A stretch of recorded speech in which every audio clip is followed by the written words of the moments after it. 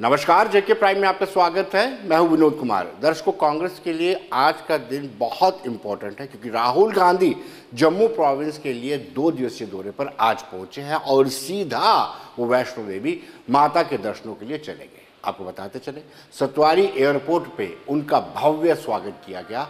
कांग्रेस कार्यकर्ताओं में बड़ा उत्साह था और बड़ी बात यह है कि कुछ रोज पहले जब उन्होंने श्रीनगर का दौरा किया था और श्रीनगर के दौरे के दौरान खुद गुलाम नबी आज़ाद भी वहाँ मौजूद थे और हर गुट, जिसको हम गुलाम नबी आज़ाद गुट कहेंगे, करा गुट कहेंगे, मीर गुट कहेंगे, सभी के सभी लोग वहाँ पर मौजूद थे।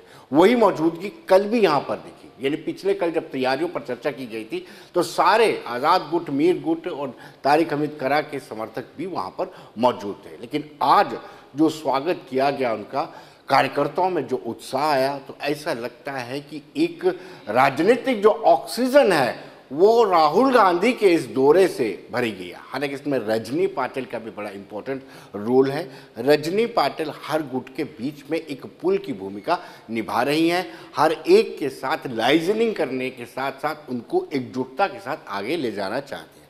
राहुल गांधी से बातचीत करने की प्रयास किया गया, लेकिन उन्होंने स्पष्ट शब्दों में कहा कि वो माता के दर्शनों के लिए आए हैं, लिहाजा सियासत नहीं करेंगे।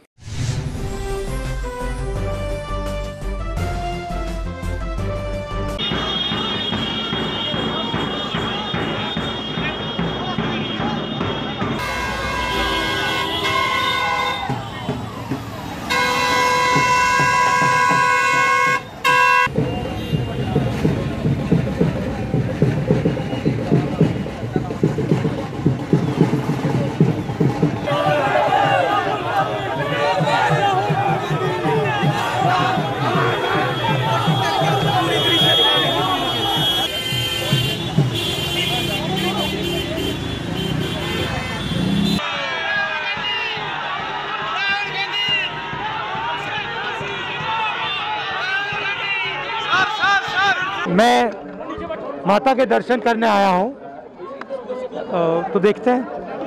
बीजेपी का कहना है कि माता राहुल जी बीजेपी का कहना है चुनावी हिंदू है, तो आप कैसे रिएक्ट करते हैं बीजेपी के स्टेटमेंट? और आप पीछे करो। मैं बीजेपी के स्टेटमेंट पर रिएक्ट नहीं करता हूँ और मैं यहाँ कोई राजनीतिक स्टेटमेंट नहीं देना चाहता हूँ।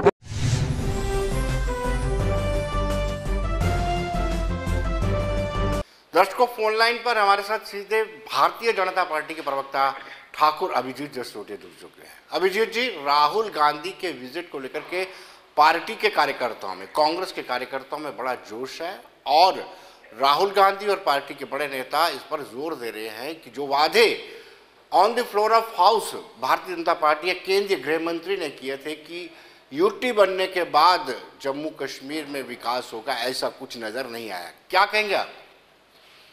देखिए, सबसे पहली बात तो ये है कि राहुल गांधी जी को लेकर अगर पार्टियों के कार्यकर्ता में जोश आ रहा है तो उनको सबसे पहले राहुल गांधी जी का ट्रैक रिकॉर्ड देख लेना चाहिए जी। जहाँ जहाँ पर भी राहुल गांधी होकर है वहाँ पर कांग्रेस का नीर वोट सुपड़ा साफ ही हो गया जी। रही बात अगर आप जम्मू की बात करेंगे तो राहुल गांधी जी को यहाँ लोगों को मेन जो 3 सवाल है उनका जवाब देना पड़ेगा जी। सबसे पहले वाल्मीकि समाज का जवाब देना पड़ेगा, जो इतने सालों से केवल और केवल लोगों की गंदगी उठाते रहे कांग्रेस की वजह से और कभी भी उन्हें जम्मू कश्मीर की नागरिकता नहीं दी गई।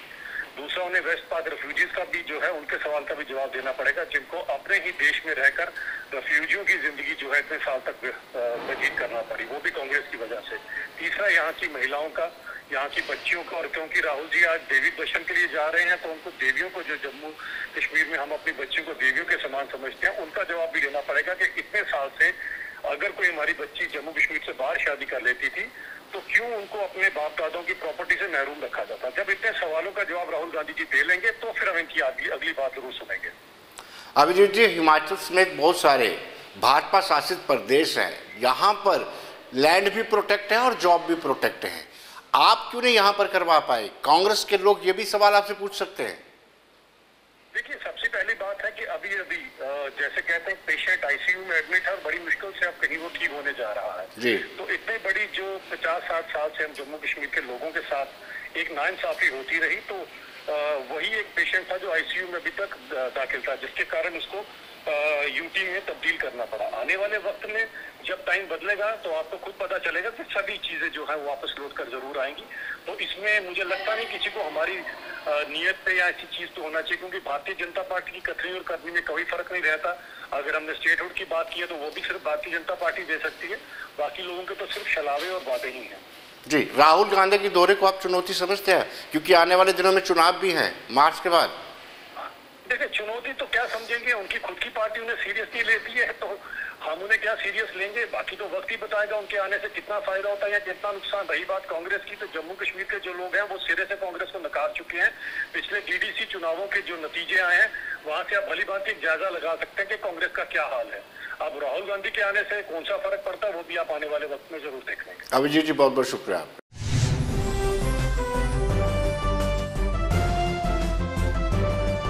दर्शकों, अब फोन लाइन पर हमारे साथ सीधे जुड़ चुके हैं कांग्रेस पार्टी के chief spokesperson advocate Ravinder Sharma. Ravinder ji, क्या आपको लगता है कि फ्रीक्वेंट विजिट, एक पहले श्रीनगर का दौरा किया जाता है उसके बाद जम्मू का दौरा किया जाता है, इससे, हालांकि आप ये मानेंगे नहीं पार्टी में गुटबाजी है, पार्टी में गुटबाजी खत्म होगी? गुटबाजी आपने देखा नहीं, कश्मीर के अंदर सारे लोग थे और आज भी एयरपोर्ट पे और वहाँ सब लोग थे। वो कोई भी आपस में यहाँ तो मन मुटाव होता भी है, उसमें भी जब बड़े लीडर आते हैं सारी पार्टी जो है एकजुट होती है। कश्मीर के अंदर आपने देखा सब लोग मंच पे थे और जम्मू में भी आपको दिखेंगे, आज एयरपोर्ट पे भी सब दिखे। और ये मान लीजिए तो बातें जो है कल की हो गई और छोटी मोटी जो मन मुटाव होता है वो खत्म हो जाता है जब बड़े नेता बैठते हैं। इसलिए कल आपको जलसे में थोड़ा नजर आएगा। आज एयरपोर्ट पे सारे लोग, यानी छोटा मोटा जो मनमुटाव है खत्म हो जाएगा राहुल गांधी के कल जो जलसा है। कश्मीर में भी आपने देखा कि सब लोग थे जी, जिस तरफ आप इशारा करते हैं जी, और जम्मू में भी आए थे जी, तो मान लीजिए कि बात पास की है जी। क्या आपको लगता है कि इस दौरे से कार्यकर्ताओं में उत्साह बढ़ा है? क्योंकि बहुत सारे इश्यूज यूनियन गवर्नमेंट ने भी दिए हैं, यूटी गवर्नमेंट ने भी दिए हैं और विपक्ष की भूमिका सक्रिय होती जा रही है, और अब राहुल गांधी विजिट करते हैं तो उससे मनोबल बढ़ेगा। देखिए विनोद जी, आज इतना प्रयास हमने नहीं किया था कोविड के होते कि हजारों लोग आ जाएं, लेकर सड़कों पे लोग जो है वो एयरपोर्ट से लेकर के कटरा तक जितने लोग आपको दिखे, हजारों की तादाद में जगह जगह पे लोग खड़े थे और हमारी उम्मीद से कई गुना ज्यादा लोगों ने उनका स्वागत किया। और इससे पता लगता है कि लोगों में एक बदलाव हो चुका है। भारतीय जनता पार्टी के खिलाफ जबरदस्त रोष है जम्मू के अंदर और राहुल गांधी जी के लिए अट्रैक्शन थी। युवाओं में खास करके पार्टी के कार्यकर्ताओं में बहुत बड़ा जोश देखा गया और कल भी हमने छोटा मोटा डेलीगेशन रखा है, लेकिन हमें ये अंदेशा है कि लोग ज्यादा पहुंच जाएंगे, लेकिन फिर भी थोड़ी देर के लिए 5-10 मिनट के लिए वहाँ अपना संदेश देंगे। और आज तो सिर्फ माता के दर्शन थे, अब वो वहाँ से चल पड़े हैं, तो पैदल जो है वो 3:15 बजे नीचे चले और 5:45 बजे वो भवन में पहुँच गए जी, और 2.5 घंटे के अंदर वो वहाँ पहुँचे, उन्होंने दर्शन कर लिए हैं और अब मुझे लगता है कि वो तैयारी कर रहे होंगे नीचे आने की और हो सकता है शाम को ही वो जम्मू पहुँच जाए या कटरा पहुँच जाए। और कल सुबह उनको जल्दी जाना पड़ रहा है जी, इसलिए वो हाँ जो डेलीगेट सेक्शन है वहाँ पे भी जल्दी से आ जाएंगे जी। और कल हमारा अंदाजा था कि 12 बजे करेंगे, हमने टाइम तो 10 बजे दिया था, लेकिन वो 11 बजे ही मुझे लगता है कि पहुँच जाएंगे और अपना संदेश देके चले जाएंगे। और उसके बाद वहाँ होटल में उन्होंने चंद लोगों को पार्टी के लीडर को और सुबह लीडर्स को बात करेंगे। इंटरेक्शन प्रोग्राम है, वो जानते हैं, लेकिन वो जमीनी सच्चाई को जानना चाहते हैं कि रोज जो दावे किए जाते हैं कि जम्मू कश्मीर के लोग बड़े खुश हैं जी, और लोगों में बहुत बड़ा जो है वो उत्साह है 5 जगह 2019 के बाद, क्या फायदा हुआ वो जरूर पूछेंगे जी। और संसाधन हमारे बाहर जा रहे हैं, नौकरियां बाहर जा रही हैं, यहाँ का व्यापार खत्म हो गया, टूरिज्म खत्म हो गया, यात्राओं को इन्होंने बंद कर दिया, तकरीबन ठप कर दिया और इसलिए बहुत बड़ा जलसा तो नहीं रखा गया क्योंकि कोविड की सिचुएशन को लेकर जब 70 मंत्री आ रहे हैं, ब्लॉक दिवस हो रहे हैं, सारी चीजें हो रही हैं, उसके बीच वो सब लोगों में अपना संदेश दूर देते। जी रविंद्र जी, क्या आपको लगता है कि भारतीय जनता पार्टी ने राहुल गांधी को मजबूर कर दिया माता के दर्शन करने के लिए या माता के दरबार में माथा टेकने के लिए? नहीं, ऐसा नहीं है। नेहरू गांधी परिवार की ये बता रही है, जब भी जम्मू में प्लांट विजिट पे आए हैं, माता वैष्णो भी गए हैं, इंदिरा गांधी भी गई है कई बार। इंदिरा गांधी जब हारी भी थी तब भी शपथ कराया था जी, और वो सत्ता में लौटी थी। और कश्मीर में भी गए, माता खीर भवानी भी गए, हजरतबल भी गए। ऐसा नहीं कि सिर्फ एक मंदिर ही गए, जगह जगह जहाँ भी वो जाते हैं तो वो ठीक है, इसको एक मुद्दा नहीं बनाया जाता। भारतीय जनता पार्टी तो दिखावे के लिए करती है, लेकिन ये सिर्फ भारतीय जनता पार्टी का ही अधिकार नहीं कि वो किसी मंदिर मस्जिद गुरुद्वारे में जाए।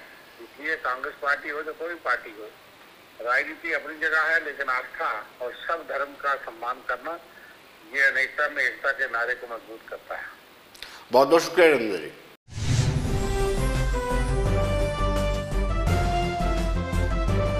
दर्शकों, अब हम बात करेंगे दिल्ली में एलजी और बड़े पदाधिकारी, हमारे ऑफिसर्स, ब्यूरोक्रेट कैंपिंग किए हुए हैं। उन्होंने आज अमित शाह जो केंद्रीय गृह मंत्री, उनसे मुलाकात की। मौजूदा जो सिनेरियो है जम्मू कश्मीर में, जो सिक्योरिटी सिचुएशन है, उस पर चर्चा की गई। और इसके अलावा जो डेवलपमेंट के वर्क्स हैं, जो कामकाज, विकास के कामकाज हैं, उन पर भी विस्तार से चर्चा की गई।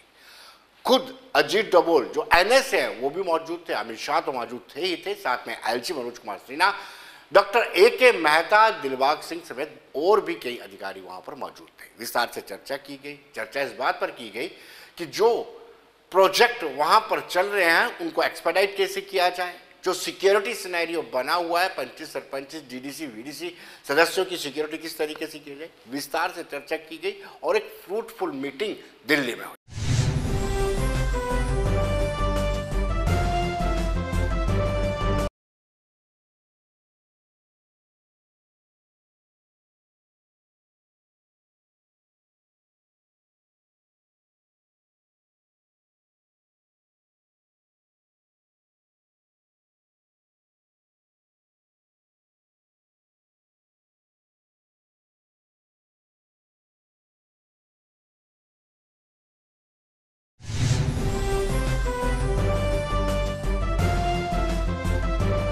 तो दर्शकों, जैसे कि हमने बताया कि दिल्ली में केंद्रीय गृह मंत्री अमित शाह ने इंपॉर्टेंट मीटिंग ली है, जो जम्मू कश्मीर से जुड़े हुए सभी मुद्दों पर विस्तार से चर्चा की गई है। दिल्ली से हमारे सीनियर सहयोगी आसिफ रशीद जुड़ चुके हैं। आसिफ, क्या लब्बो लबाब था जब मीटिंग हुई या उसके बाद क्या रिएक्शन था? बिल्कुल विनोद जी, मीटिंग अब से थोड़ी देर पहले खत्म हो चुकी है और ऑफिशियल कंफर्मेशन का रात देर गए तक जरूर है। सरकार की तरफ से भी इस पर जारी कर दिया जाएगा और जम्मू कश्मीर प्रशासन भी अपनी जगह इस पर बात जरूर करेगा। लेकिन जो अभी तक हमारे पास जो सरकारी जो अभी तक हमें जानकारी मिल पाई है कि इस मीटिंग में 3 से 4 इंपॉर्टेंट टॉपिक्स थे जिन पर बड़े आराम से सरकार के सामने जम्मू कश्मीर प्रशासन ने अपनी बात रखी है, सिविल प्रशासन ने भी और पुलिस प्रशासन ने भी। लेफ्टिनेंट गवर्नर मनोज सिन्हा भी इस मीटिंग में शामिल हुए थे। उनके साथ साथ डीजीपी जो जम्मू कश्मीर पुलिस के हैं दिलबाग सिंह, डीजी बीएसएफ उनके साथ थे, इंटेलिजेंस चीफ उनके साथ जो कि इस वक्त दिल्ली में मौजूद है और मुलाकातों का सिलसिला कल से ही चल रहा है।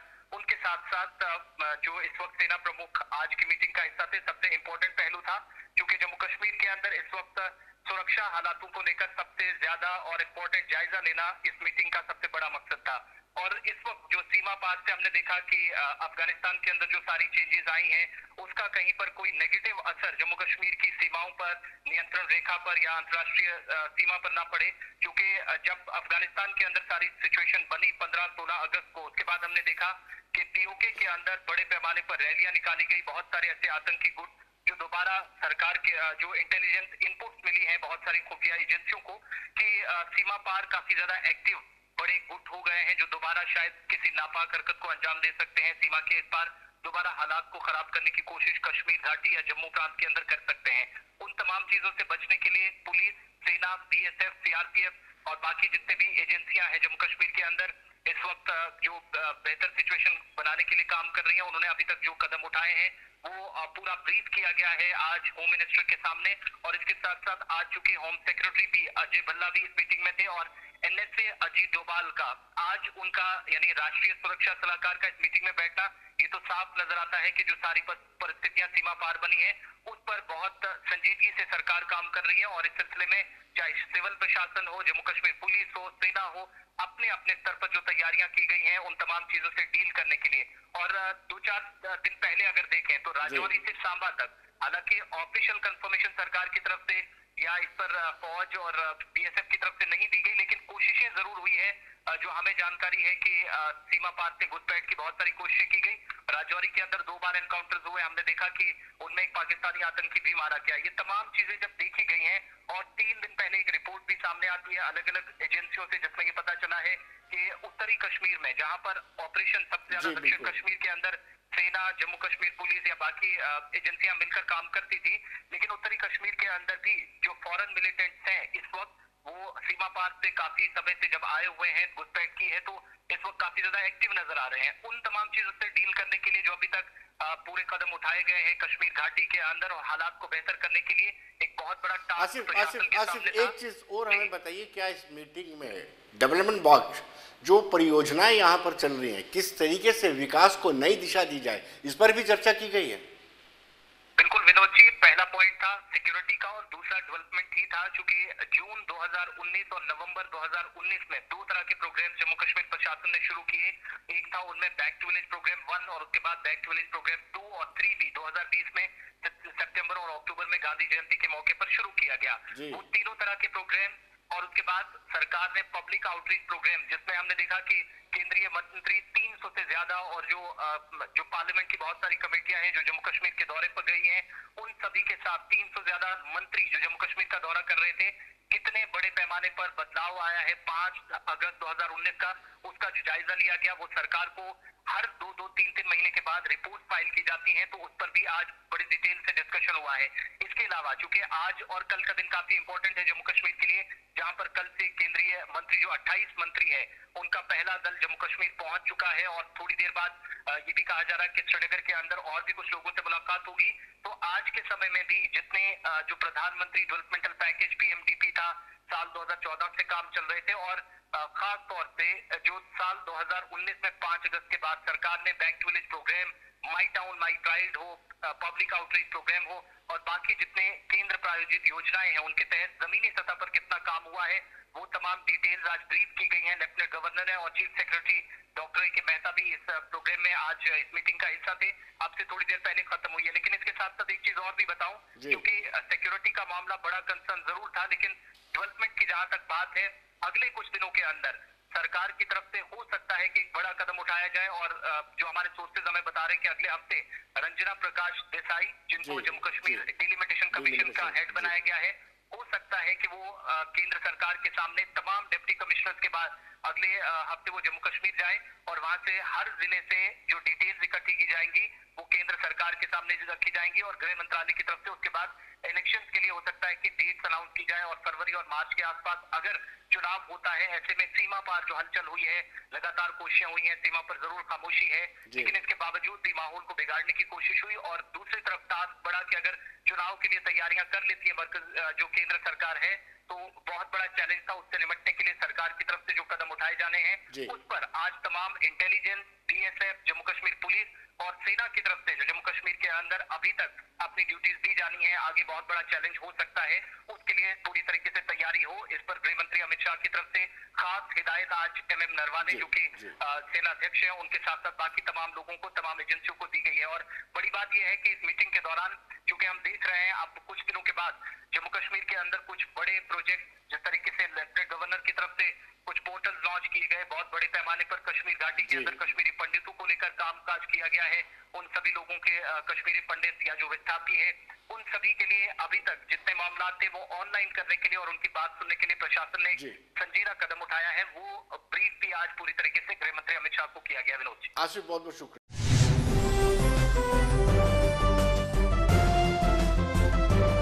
दर्शकों, अब हम बात करेंगे जनरल हाउस की मीटिंग की। 5 महीने बाद जनरल हाउस की मीटिंग होने जा रही है, वो भी वर्चुअल मोड में, यानी मीटिंग तो हो रही है लेकिन वर्चुअल मोड में हो रही है। और वहाँ पर कॉर्पोरेटर्स को कहीं ना कहीं नाराजगी है कि अगर भारतीय जनता पार्टी यानी सरकार, केंद्र सरकार लोकसभा राज्यसभा दोनों चला सकती है, तो वर्चुअल मोड में जनरल हाउस की मीटिंग की क्या आवश्यकता है। हमने कुछ कॉरपोरेटर से बातचीत की और उनका सीधे तौर पे ये कहना है कि जो जम्मू म्युनिसिपल कॉरपोरेशन है वो अपनी विफलताओं को छुपाने के लिए, पर्दादारी करने के लिए वर्चुअल मोड में मीटिंग कर रही है। मीटिंग हर महीने होनी चाहिए, फेस टू फेस मीटिंग होनी चाहिए, क्योंकि लोगों ने हमें अपना वोट दे करके, अपना रिप्रेजेंटेटिव बना करके हाउस के अंदर भेजा है, लेकिन हम उनके प्रतिनिधित्व नहीं कर पा रहे हैं।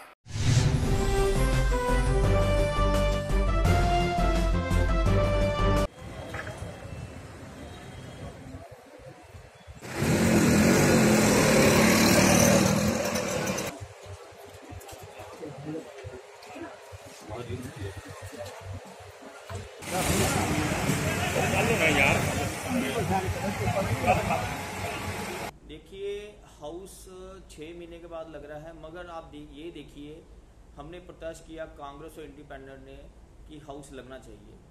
आप ये भी देखिए, जनता को ये भी पता होना चाहिए, हम जो कॉरपोरेटर चुन के आए हैं कि लोगों की जो डिमांड है, वार्डों की डिमांड है, जो हमने वादे पूरे किए थे, उनसे जो कहा था हम बनेंगे, जीतेंगे, हम आपकी गलियाँ, नालियाँ, स्ट्रीट लाइटें, आपके काम करेंगे, हम डेवलपमेंट की बात करेंगे, जम्मू की डोगरों की बात करेंगे, मगर ऐसा काम नहीं हो पा रहा है। एक साल में सिर्फ 7 या 8 बार हाउस लगना, 3 साल हो गया हमें कॉरपोरेटर बने हुए, सिर्फ 8 बार हाउस लगा है।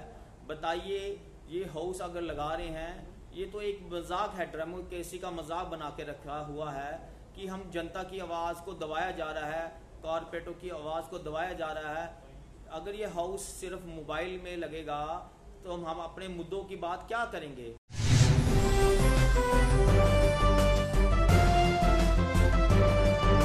कांग्रेस के कॉरपोरेटर्स का भी यही कहना है कि कहीं ना कहीं हमने पहले भी आवाज़ उठाई है, लगातार इंडिपेंडेंट कैंडिडेट के साथ मिलकर के कांग्रेस ने बार बार ये मुद्दा उठाया है कि जनरल हाउस की मीटिंग हर महीने होनी चाहिए, ताकि लोगों के कामकाजों या लोगों की समस्याओं को पटल पर रखा जा सके।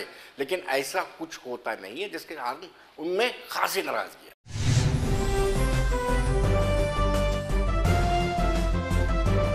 जी, 5 महीने के बाद जो हमारे को मैसेज आया है कि 5 महीने के बाद वर्चुअल मीटिंग के थ्रू हाउस कंडक्ट किया जाएगा, और जो कि जिसका ड्यूरेशन सिर्फ 2 आवर्स रहेगा।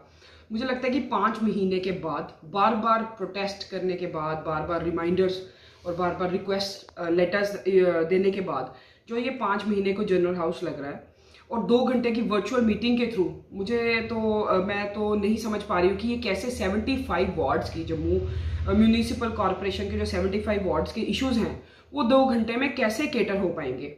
अगर आप बात देखें तो 74th अमेंडमेंट जो कुछ पार्शली इम्प्लीमेंट हुई है, उसमें आप देखें अभी हमारे कितने सारे इश्यूज हैं। अभी पिछले दिनों हमने ड्रेनेज सिस्टम की क्या हालत है, ड्रेनेज सिस्टम हमारा जम्मू का, जो चंद बारिशें पिछली बार आई, उसने सब बता के रख दिया कि हमारा जम्मू ड्रेनेज सिस्टम में कहाँ स्टैंड करता है। वो एक कितना मेजर इशू है। स्ट्रीट लाइट्स का जो MOU हुआ था EESL के साथ, आज वो भी जो है 100% नहीं इम्प्लीमेंट हुए वार्ड्स में, उसकी भी लाइट्स नहीं हुई। अगर मैं एक और बड़ा इंपॉर्टेंट इशू पार्क्स की बात करूं, फ्लोरिकल्चर से जम्मू म्यूनिसिपल कॉरपोरेशन ने 8 महीने पहले पार्क्स तो ट्रांसफर हो गए, उसमें 300-400 पार्क्स ट्रांसफर हो गए, रोटरीज ट्रांसफर हो गई, लेकिन आज पार्क्स को मेंटेन करने का कोई मैकेनिज्म नहीं है।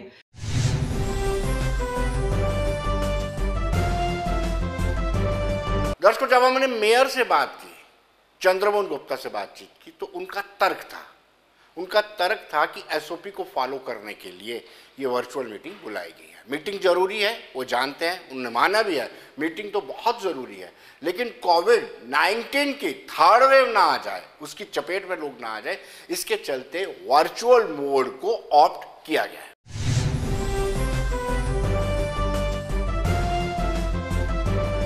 क्या कहूँगा, यही जो कोविड के कारण ही जो SOPs हैं पूरे देश के अंदर, उसको भी हमने फॉलो करना है। तो 25 का अभी तक सरकार ने रखा हुआ SOP। हम ये होश लगता है, बाकायदा मिनट्स रिकॉर्ड होते हैं, सारे रिकॉर्ड में आता है, इसलिए 75 कॉर्पोरेटर हम हैं, 25, 30, 50 लोग और हो जाते हैं जो हमारा स्टाफ सारे डिपार्टमेंट मिला के। अब 74 अमेंडमेंट में भी हो गई है, PHE डिपार्टमेंट, बहुत से डिपार्टमेंट, सोशल वेलफेयर सारे आ गए हैं। तो हर पार्षद को जो होता है कि अपने प्रश्न का उत्तर मिले। जब वो कोई उत्तर देने वाला नहीं हो तो उसका कोई होश लगाने का कोई उत्तर नहीं रहता है। इसलिए इसको आज पूरा देश वर्चुअल पे चल रहा है, वर्चुअल मीटिंग चल रही है, वर्चुअल पेपरलेस हो गया आज हम लोग भी भी कॉर्पोरेशन अपनी 14-15 जो हमारी एनओसी ऑनलाइन कर दी है। इसीलिए कल जो हम होस्ट लगा रहे हैं शाम को 2 से 5 उसका समय रखा है, तो इसीलिए वर्चुअल लगा रहे हैं। जो कोई मन में बात है वो आदमी कर सके और उसमें उसका जवाब जो कंसर्न डिपार्टमेंट होगा वो जवाब देगा। आने वाले समय में हम होस्ट जिस तरह पहले लगाते थे जैसे ही एसओपी लो होगी, और मुझे ये भी सुनने डीसी साहब को हमने अप्रोच किया है कि जिसकी डबल डोज हो गई है आने वाले दिनों में हम उसको जिनकी 2-2 डोज हो गई है हम फिर वर्चुअल छोड़ के हम ऐसे भी होस्ट लगाएंगे। हाउस आगे भी लगाते हैं, आप भी लगाएंगे।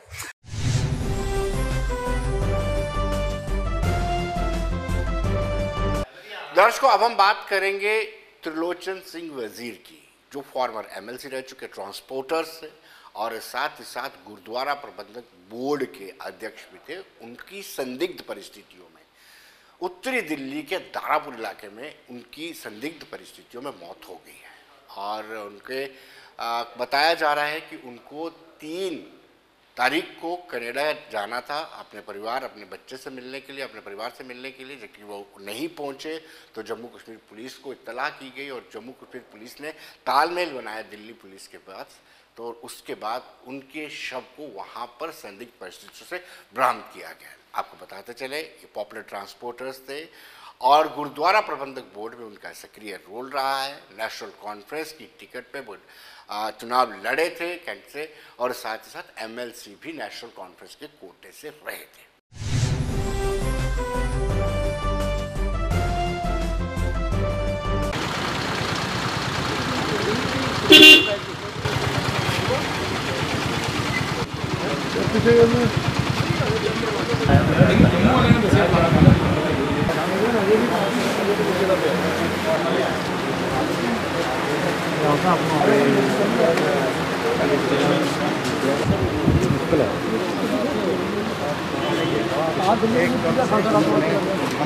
हमारे दिल को एक बहुत बड़ा झटका लगा। यह गिरदावर नेता जो हमारे नेशनल कॉन्फ्रेंस का गिरदावर नेता था, जो आज हमारे बीच में नहीं रहा, हमारी पार्टी को बहुत बड़ा एक झटका महसूस किया जा रहा है, क्योंकि ऐसे किए नेता की भरपाई कभी हो नहीं सकती। आने वाले दिनों के अंदर हमें ये मुश्किलात का सामना करना पड़ता है कि जैसे गिरदावर नेता को ढूंढना और तैयार करना बहुत मुश्किल की बात है। सर, कारण क्या है कि 2 तारीख से लेकर 9 तारीख तक कोई भी जानकारी सामने नहीं, आज रात को जानकारी प्राप्त हो? जहाँ तक हमारे पास इन्फॉर्मेशन घर वालों से आई थी कि 2-3 तारीख के ये यहाँ से विदेश की तरफ जाना चाहते थे कनाडा में, जो उनके बहू और बेटा वहाँ रहते हैं, वहाँ कोई फंक्शन था इनके घर में बच्चे का, सेलिब्रेट करने के लिए जा रहे थे। दिल्ली के अंदर जब ये पहुँचे हैं तो वहाँ जो साथी लोग थे, हमने ये सुना कि गरदारी कर दी है। गरदार जब कोई भी बन जाए तो क्या कर सकता है इंसान। इस घड़ी में आपको हम तो कुछ कह नहीं सकते, हम तो यही चाहते हैं, कहते हैं और उस प्रभु के आगे, अल्लाह के आगे, वाहे गुरु के आगे यही अरदास करते हैं कि अगर वो जो खबर आई है वो झूठी हो और वो जहाँ भी हों तंदुरुस्त हों, अच्छे हों, तो हमारे पास अभी कोई।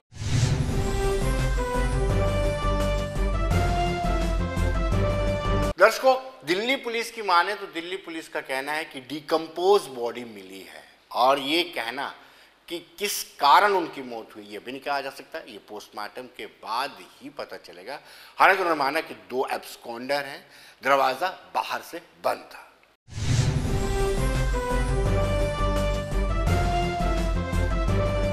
2 तारीख को दिल्ली आए थे, अपनी फैमिली से मिलने कनाडा जा रहे थे। शाम की 2 तारीख की इनकी कनाडा की फ्लाइट थी, जो ये कैश नहीं कर पाए। बॉडी जो यहाँ से मिली है वो डिकम्पोज बॉडी है। कॉज ऑफ डेथ अभी क्लियर नहीं है, वो पोस्टमार्टम में क्लियर कर पाएंगे, क्योंकि बॉडी जो है वो हाईली डिकम्पोज है। ये हमें इंफॉर्मेशन आई थी जम्मू पुलिस से कि इस तरीके से यहाँ पर डेड बॉडी हो सकती है, क्योंकि इनकी फैमिली वरिड हो गई कनाडा में जब ये पहुँचे नहीं। तो उन्होंने हरदीप सिंह, जिनका ये फ्लैट है, जिन्होंने रेंट पर लिया था, उनसे पूछा कि कहाँ रह गए, तो उन्होंने बताया कि फ्रैंकफर्ट से उनको 72 घंटे के लिए क्वारंटाइन कर दिया। जब वो काफ़ी टाइम तक ही नहीं पहुँचे तो हरदीप सिंह से वापस बात करने पर उनको ऐसा शक हुआ और उन्होंने जम्मू पुलिस को बताया, तो वहाँ से हमें ये इत्तला आई थी था जो उन्होंने लोकल लोगों को ये बताया हुआ है कि वो तहसीलदार के एग्ज़ाम की और जुडिशल ऑफिसर के एग्ज़ाम की प्रिपरेशन कहाँ के रहने वाले हरप्रीत सिंह यहीं रहते थे, इसके पहले नई दिल्ली के एरिया में रहते थे। Are you trying to seek information from the FIRs that whether he had also left the country or not? We are investigating it from all possible angles.